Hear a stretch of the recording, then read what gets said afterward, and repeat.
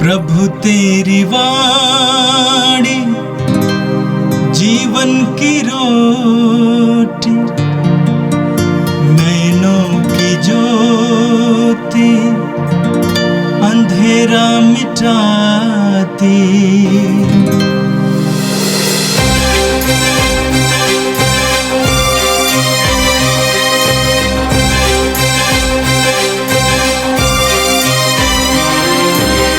प्रभु तेरी वाणी जीवन की रोटी, नैनों की ज्योति अंधेरा मिटाती।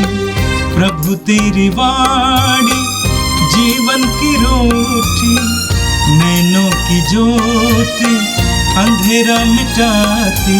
वाणी वाणी वाणी वाणी वाणी पवित्र है, शाश्वत है, जीवन का मन्ना है।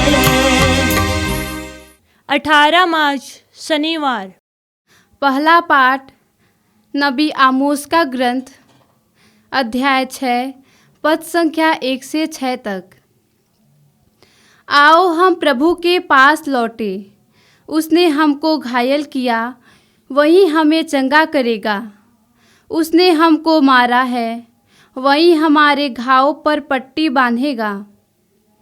वह हमें 2 दिन बाद जिलाएगा, तीसरे दिन वह हमें उठाएगा और हम उसके सामने जीवित रहेंगे। आओ हम प्रभु का ज्ञान प्राप्त करने का प्रयत्न करें। उसका आगमन भोर की तरह निश्चित है। वह पृथ्वी को सींचने वाली हितकारी वर्षा की तरह हमारे पास आएगा। हे इफ्राइम, मैं तुम्हारे लिए क्या करूं? हे यूदा, मैं तुम्हारे लिए क्या करूं? तुम्हारा प्रेम भोर के कोहरों के समान है, ओस के समान जो शीघ्र ही लुप्त हो जाता है। इसलिए मैंने नबियों द्वारा तुम्हें घायल किया, अपने मुख के शब्दों द्वारा तुम्हें मारा है, क्योंकि मैं बलिदान की अपेक्षा प्रेम और होम की अपेक्षा ईश्वर का ज्ञान चाहता हूँ। यह प्रभु की वाणी है। संत लूकस के अनुसार पवित्र सुसमाचार अध्याय 18 वाक्य संख्या 9 से लेकर 14 तक। कुछ लोग बड़े आत्मविश्वास के साथ अपने को धर्मी मानते और दूसरों को तुच्छ समझते थे। ईसा ने ऐसे लोगों के लिए यह दृष्टांत सुनाया। 2 मनुष्य प्रार्थना करने मंदिर गए, एक फरीसी और दूसरा नाकेदार। फरीसी तन कर खड़ा हो गया और मन ही मन इस प्रकार प्रार्थना करता रहा, ईश्वर, मैं तुझे धन्यवाद देता हूँ कि मैं दूसरे लोगों की तरह लोभी, अन्यायी, व्यभिचारी नहीं हूँ और ना इस नाकेदार की तरह ही। मैं सप्ताह में 2 बार उपवास करता हूँ और अपनी सारी आय का दशमांश चुका देता हूँ। नाकेदार कुछ ही दूरी पर खड़ा रहा। उसे स्वर्ग की ओर आंखें उठाने तक का साहस नहीं हो रहा था। वह अपनी छाती पीट पीट कर यह कह रहा था, ईश्वर, मुझ पापी पर दया कर। मैं तुमसे कहता हूँ, वह नहीं बल्कि यही पाप मुक्त होकर अपने घर गया। क्योंकि जो अपने को बड़ा मानता है वह छोटा बनाया जाएगा, परंतु जो अपने को छोटा मानता है वह बड़ा बनाया जाएगा। यह प्रभु का पवित्र सुसमाचार है। क्रिस्त प्रभु की जय। यीशु में मेरे प्रिय भाई और बहनों, आज के दोनों पाठ हमें सच्चे पश्चाताप पर मनन चिंतन करने का एक अवसर दे रहे हैं। चालीसे के इस पुण्य काल में हम लोग अपने प्रार्थनाओं के द्वारा, त्याग, तपस्या और उपवास के द्वारा, दान के द्वारा अपने आप को शुद्ध करने की कोशिश कर रहे हैं। समय पर प्रार्थना में समय बिताते हुए, प्रभु के वचनों पर मनन चिंतन करते हुए अपने आप के जीवन को ईश्वर के जीवन से जोड़ने की कोशिश कर रहे हैं। जब हम लोग सच्चा पश्चाताप और पछतावा की बात करते हैं तो सच्चे पश्चाताप के लिए सबसे बड़ा गुण एक मनुष्य में होना चाहिए है, और वह है दीनता का, विनम्रता का गुण। विनम्रता अर्थात मन की दीनता। यह न केवल बाहरी कार्यों के द्वारा प्रभावित होती है या दिखलाई पड़ती है, बल्कि यह आंतरिक भावनाओं को प्रकट करती है। जब कोई व्यक्ति अपने व्यक्तिगत जीवन में मसीही जीवन को जीने की कोशिश करता है, तो उसके लिए सबसे बड़ी शर्त होती है विनम्रता के गुण को अपने जीवन में लेकर आना। हम संत मत्ती के सुसमाचार अध्याय 5 वाक्य संख्या 3 में पढ़ते हैं, जहां पर प्रभु पर्वत प्रवचन पर दीनहीन मनुष्यों का स्वागत करते हुए कहते हैं, धन्य है वे जो अपने को दीनहीन समझते हैं, स्वर्ग राज्य उन्हीं का है। प्रभु यीशु स्पष्ट शब्दों में कहते हैं कि हमारा दीनहीन स्वभाव ही हमें स्वर्ग राज्य के अधिकारी बनाएगा। और इसलिए सच्चा पछतावा को प्राप्त करने के लिए और उस पुण्य के अधिकारी बनने के लिए सबसे पहले मनुष्य में दीनता का, विनम्रता का स्वभाव होना जरूरी है। जब एक व्यक्ति अपने जीवन में विनम्रता को लेकर आता है, तो उसके जीवन में हृदय परिवर्तन हो जाता है। हम बारंबार देखते हैं, जो भी लोग ईश्वर के प्रदत्त विनम्र स्वभाव को अपने जीवन में धारण करते हैं, उनके जीवन में परिवर्तन होता है, उनके व्यवहार में परिवर्तन होता है, उनके विचारों में परिवर्तन होता है, उनके विचारधारा एकदम बदल जाते हैं। गलातियों के नाम संत पौलुस के पत्र अध्याय 2 वाक्य संख्या 20 में संत पौलुस कहते हैं, मैं अब जीवित नहीं रहा, बल्कि मसीह मुझ में जीवित है। संत पौलुस संभवतः यह कहने में अपने आप को समर्थ पाता है, क्योंकि उसके जीवन में विनम्रता का स्वभाव आ जाता है। वह अपने को एक दास के रूप में देखता है, जो ईसा मसीह के सेवा कार्य के लिए समर्पित किया गया है। और हम देखते हैं कि जब एक बार विनम्रता का स्वभाव और गुण संत पौलुस के जीवन में आता है, उसका जीवन बदल जाता है, उसका हृदय परिवर्तित हो जाता है और अपने आप के जीवन को वह ईसा मसीह के जीवन से जोड़ते हुए कहता है कि अब से मैं नहीं, बल्कि मसीह मुझ में जीवित है। इसका तात्पर्य यह है कि अब से वह जो कहता है और जो करता है, वह यीशु मसीह के द्वारा संचालित किया जाता है।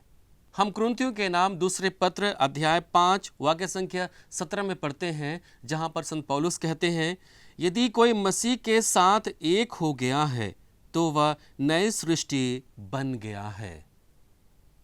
एक बार जब हम मसीह के साथ एक हो जाते हैं, तब हमारे जीवन में एक नयापन आ जाता है, एक नए सृष्टि का उदय होता है। हमारी सोच, हमारी समझ और हमारे क्रियाकलाप सारे चीज़ों में परिवर्तन होकर आता है, सारे चीज़ों में परिवर्तन आ जाता है।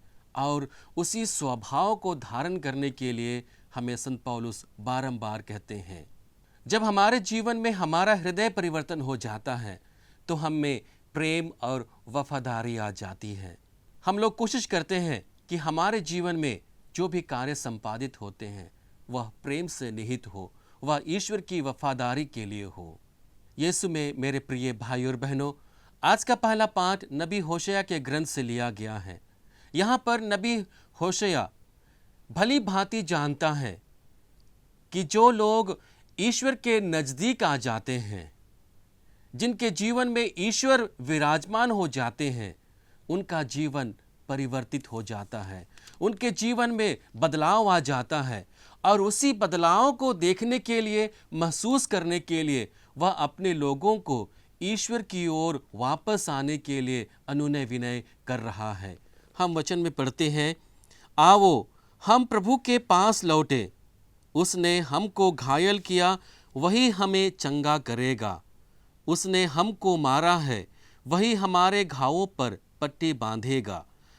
वह हमें 2 दिन बाद जिलाएगा, तीसरे दिन वह हमें उठाएगा और हम उसके सामने जीवित रहेंगे। आओ हम प्रभु का ज्ञान प्राप्त करने का प्रयत्न करें। नबी होशया जानता है कि जब लोग ईश्वर से दूर हो जाते हैं, तो ईश्वर का प्रभाव कम हो जाता है। और जब ईश्वर का प्रभाव कम हो जाता है तो उनके जीवन में सांसारिकता आ जाती है, सांसारिकता के गुण विद्यमान हो जाते हैं और उनका जीवन तितर बितर हो जाता है।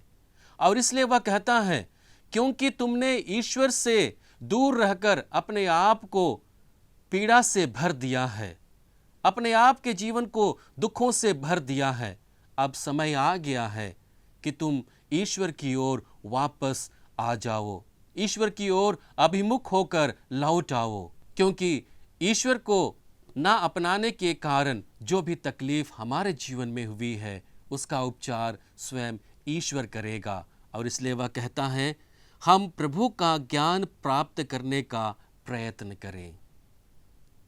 यीशु में मेरे प्रिय भाई और बहनों, हमारे लिए जब भी हम अपने विश्वास को लेकर क्रिस्तीय जीवन को जीने की कोशिश करते हैं, हम लगातार ईश्वर के ज्ञान को जानने, पहचानने और उनके अनुरूप अपने जीवन को जीने की कोशिश करते हैं। और यह कार्य लगातार हमारे जीवन में होते रहता है। हम लगातार प्रभु के सामने आते हैं और प्रभु से निहित जीवन को जब जीते हैं तो ईश्वर की योजना को हम समझने लगते हैं। और उसी योजना को समझने के लिए यह 40 का काल हमारे लिए एक पुण्य का काल होता है, हमारे लिए लाभ लेने का समय होता है। ईश्वर के प्यार को महसूस करने के लिए, ईश्वर के दुलार को अपने जीवन में महसूस करने के लिए, ईश्वर के क्षमाशीलता को अपने जीवन में उतारने के लिए। और अंत में नबी होशे कहते हैं, मैं बलिदान की अपेक्षा प्रेम और होम की अपेक्षा ईश्वर का ज्ञान चाहता हूँ। वचन क्या कहता है? क्योंकि मैं बलिदान की अपेक्षा प्रेम और होम की अपेक्षा ईश्वर का ज्ञान चाहता हूँ। जब व्यक्ति के जीवन में ईश्वर आ जाता है, वह ईश्वर के नज़दीक हो जाता है, तो स्वतः ही उसमें विनम्रता का गुण आ जाता है। और जब वह विनम्र होकर ईश्वर का सेवा कार्य करता है, उसके हृदय में, उसके जीवन में परिवर्तन हो जाता है। और उसके हृदय में परिवर्तन होने का संदेश हमें उसके प्रेमी मय स्वभाव के कारण मिलता है। जब उसका हृदय परिवर्तन हो जाता है तो वह व्यक्ति अधिक से अधिक प्रेमी हो जाता है। वह न केवल ईश्वर को प्यार करने लगता है, बल्कि वह अपने आप को भी प्यार करने लगता है, अपने पड़ोसियों को, अपने भाई बहनों को भी प्यार करने लगता है। और इसलिए नबी होशे कहते हैं कि ईश्वर को बलिदान से अधिक प्रेम पसंद है। और उसी प्रेम को प्रभु यीशु हमारे सामने सारे धर्म ग्रंथ का निचोड़ बनाकर प्रस्तुत करते हैं। हम संत मत्ती के सुसमाचार अध्याय 22 वाक्य संख्या 37 और 39 में पढ़ते हैं, जहाँ पर प्रभु यीशु कहते हैं, अपने प्रभु ईश्वर को अपने सारे हृदय से, अपनी सारी आत्मा और अपनी सारी बुद्धि से प्यार करो, अपने पड़ोसी को अपने समान प्यार करो। और ये मात्र 2 नियम है जो मनुष्य के जीवन को पूर्णता की ओर लेकर जाता है, जिससे वह परिपूर्णता को अपने जीवन में प्राप्त कर सकता है।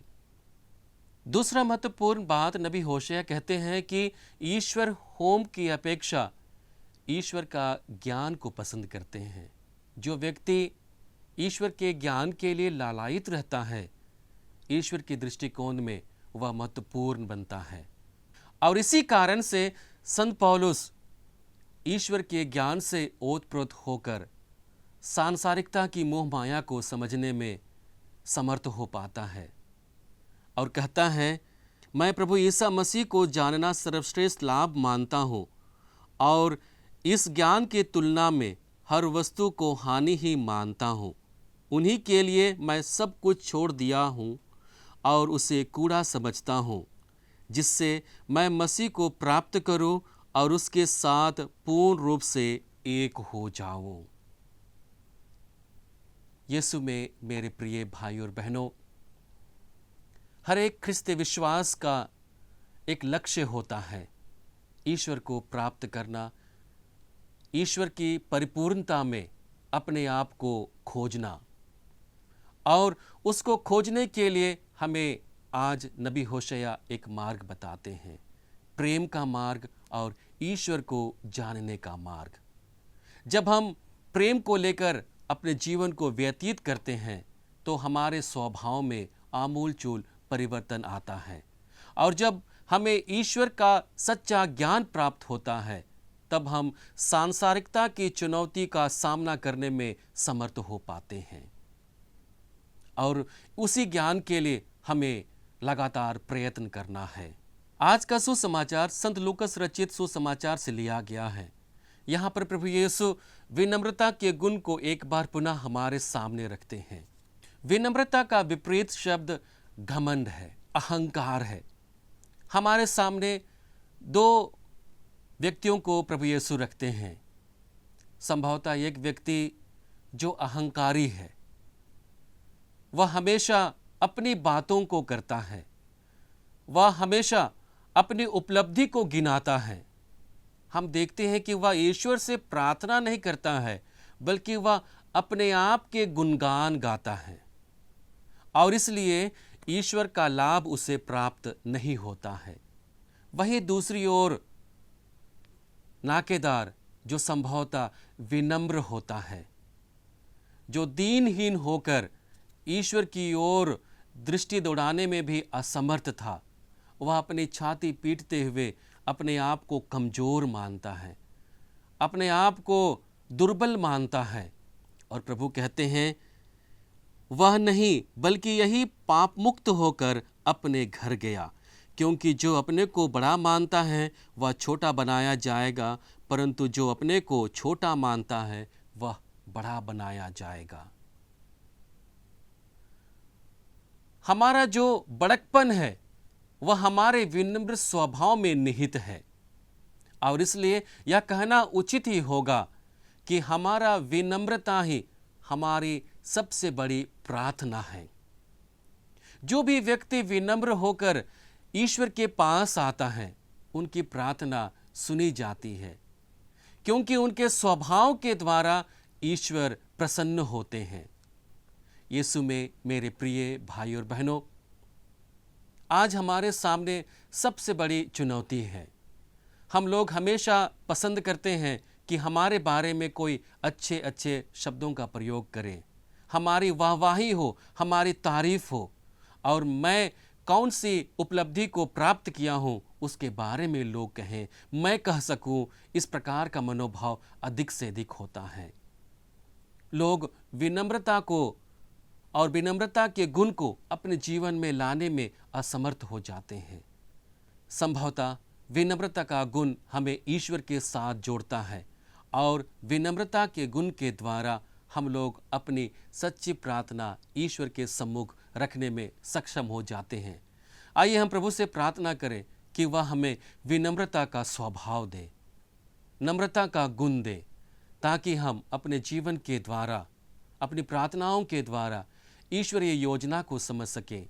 सांसारिकता की चुनौती का सामना करते हुए हम एक अच्छी प्रार्थना अपने जीवन के द्वारा प्रस्तुत कर सकें। हे सर्वशक्तिमान पिता परमेश्वर, हम धन्यवाद देते हैं आज के सुंदर दिन के लिए। तुझसे मिले हुए हर एक वरदानों के लिए प्रभु धन्यवाद देते हैं। आज इन पवित्र वचनों के लिए प्रभु हम धन्यवाद देते हैं, जिनके द्वारा तू हमें विनम्रता का स्वभाव धारण करने के लिए मदद कर रहा है। प्रभु हम धन्यवाद देते हैं तेरे पुत्र हमारे प्रभु यीशु ख्रिस्त के जीवन के लिए, जो हमारे जीवन का आधार है, जो हमें विनम्रता के स्वभाव को धारण करने के लिए अच्छी शिक्षाएं प्रदान करता है। प्रभु हमें बल दे कि तेरे पुत्र की शिक्षाओं पर चलते हुए अपने जीवन में विनम्रता का गुण लेकर आए, एक अच्छी प्रार्थना तेरे सम्मुख प्रकट करने में समर्थ हो पाएँ, और उसी के द्वारा हम अपने जीवन को ईश्वरमय बना पाएँ। उन लोगों के लिए प्रभु प्रार्थना करते हैं जो अहंकारी हैं, जो घमंड करते हैं। प्रभु तू उन्हें विनम्रता का गुण दे, उन्हें विनम्रता का स्वभाव दे, ताकि वे लोग अधिक से अधिक प्रेमी बन सकें, वे लोग अधिक से अधिक तुझे प्यार कर सके, अपने पड़ोसियों को प्यार कर सके, और उसी प्रेम से निहित होकर अपने जीवन को बिताते हुए अधिक से अधिक लोगों को तेरी ओर अग्रसर कर सके। हम ये प्रार्थना करते हैं हमारे प्रभु ख्रिस्त के द्वारा, आमीन।